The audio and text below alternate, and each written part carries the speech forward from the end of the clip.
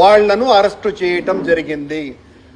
ఆ SIT remand report ఈ రోజున అందరి చేతుల్లోనూ కూడా ఉన్నది. కానీ పనిగట్టుకొని చంద్రబాబు నాయుడు గారు చేసిన విమర్శ ఏంటి, పవన్ కళ్యాణ్ గారు చేసినటువంటి విమర్శ ఏంటి?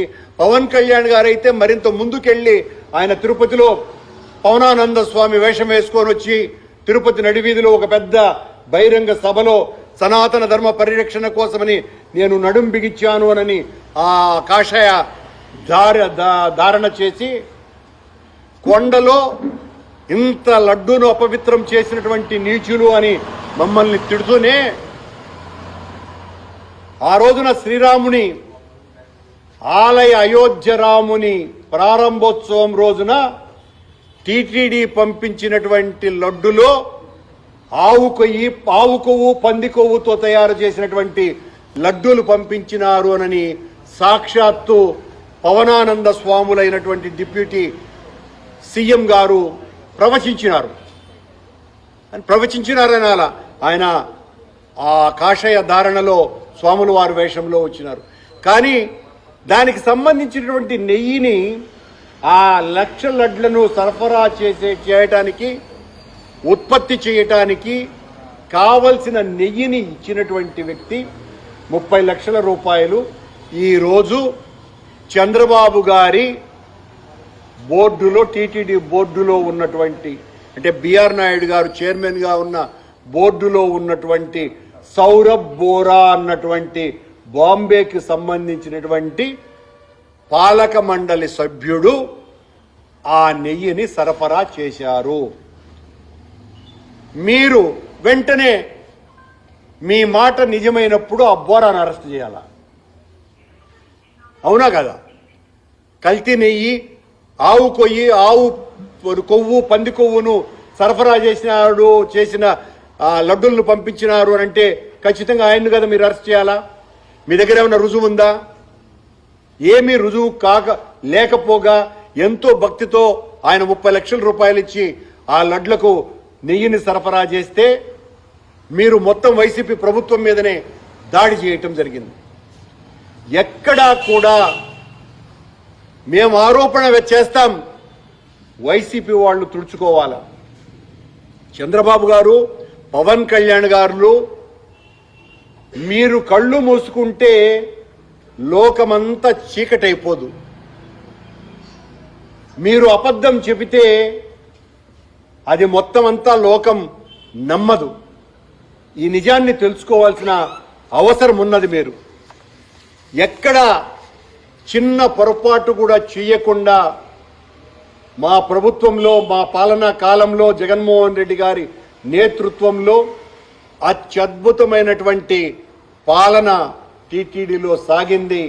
చిన్న పొరపాట్లకు కూడా మేము అవకాశం ఇవ్వలేదు.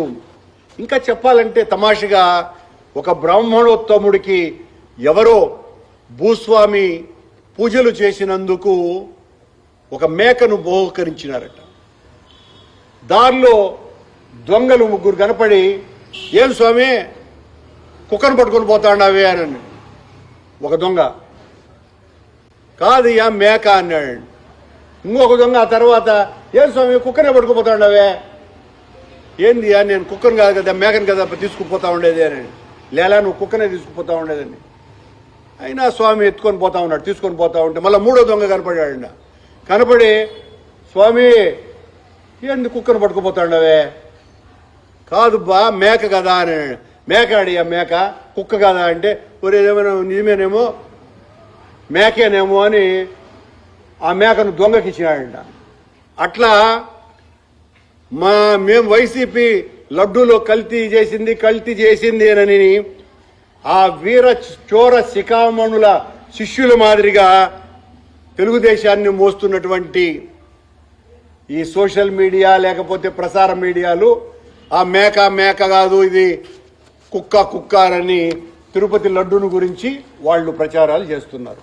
ఇంతకంటే దారుణం మరొకటి ఉందా అని హిందువులను మీరు ఎంత ప్రచారం చేసినా హిందువులు ఎవ్వరూ కూడా దీన్ని నమ్మటం లేదు. చంద్రుణ్ణి ఇంద్రుడని దేవేంద్రుడని పొగుడుతున్నటువంటి ఈ ఎల్లో మీడియా వైపరీత్యానికి ఈ అరెస్టులే ఒక పెద్ద ఉదాహరణ. మీరెంత ప్రచారం చేసినా సుప్రీంకోర్టు నేతృత్వంలో వేసినటువంటి విచారణ చేసినటువంటి నిగ్గు టీటీడీ నెయ్యిలో కల్తీకి సంబంధించి ఒక్క ఆరోపణ కూడా రిమాండ్ రిపోర్టులోనే ప్రస్తావించకపోవటం. దీన్నే అంటారు, ఇలాంటి ప్రచారాన్నే వినాశకాలే విపరీత బుద్ధి అనని. ఇంత దారుణంగా విష ప్రచారం చేస్తే దేవదేవుని ఆగ్రహానికి గురి కాకుండా తప్పదు అన్న విషయాన్ని అర్థం చేసుకోవాలి. నలుగురు అంధులు మత్త గజాన్ని వర్ణించినట్లు పట్టుకొని ఒకడు తొండ, ఒకడు చెవి, ఒకడు దంతము, ఒకడు కాళ్ళు అన్నట్టుగా వాళ్ళకేమీ తెలియకుండా ఎలా అయితే గజాన్ని వర్ణించినారో ఈ రోజున అన్నీ తెలిసి కూడా చంద్రబాబుకు సంబంధించినటువంటి మీడియా, చంద్రబాబుకు సంబంధించినటువంటి పార్టీ, జనసేన పార్టీలు తిరుమల లడ్డూ వ్యవహారంలో వ్యవహరిస్తున్నారు అన్నటువంటి విషయం సిట్ రిమాండ్ రిపోర్టు ద్వారా స్పష్టంగా అర్థమయ్యింది. సర్వం ఎరిగినటువంటి స్వామికి ఆగ్రహం కలిగిస్తే వీళ్ళ పీఠాలు కదిలిపోతాయి అన్నటువంటి నిజాన్ని ఈ సందర్భంగా గుర్తు చేస్తున్నా.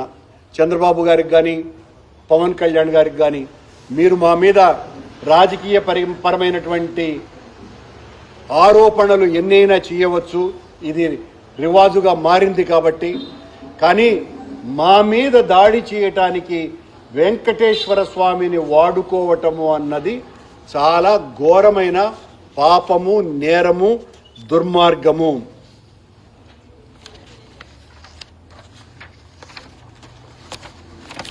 అరెస్టుకు సంబంధించినటువంటి కారణం వేరు. నివేదికలో ఎక్కడా నెయ్యి కల్తీ గురించి లేనేలేదు, నివేదిక చెప్పలేదు. కల్తీ చంద్రబాబు గారు, పవన్ కళ్యాణ్ గారుల ఆలోచనల్లో ఉంది. నెయ్యిలో జరగల ఈ కల్తీ, కల్మషం, ఈ కొవ్వు చంద్రబాబు గారు, పవన్ కళ్యాణ్ల యొక్క ఆలోచనల్లో ఉంది. వీళ్ళ కోసమని రాసేటువంటి అక్షరాలలో ఉంది, వీళ్ళ రోత రాతల్లో ఉంది. ఇది నిజం. ఇంకా దేవదేవునికి సంబంధించిన ప్రసాదానికి సంబంధించి ఆరోపణలు మానమని, ఆ పాపాలు చేయటాన్ని ఇకనైనా మీరు ఆపితే కనీసం పాప ప్రక్షాళనానికి అవకాశం ఉంది అని తెలియజేస్తుంది.